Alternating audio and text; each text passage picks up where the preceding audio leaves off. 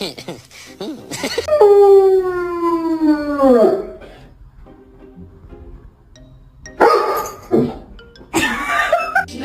before you go to bed, my baby.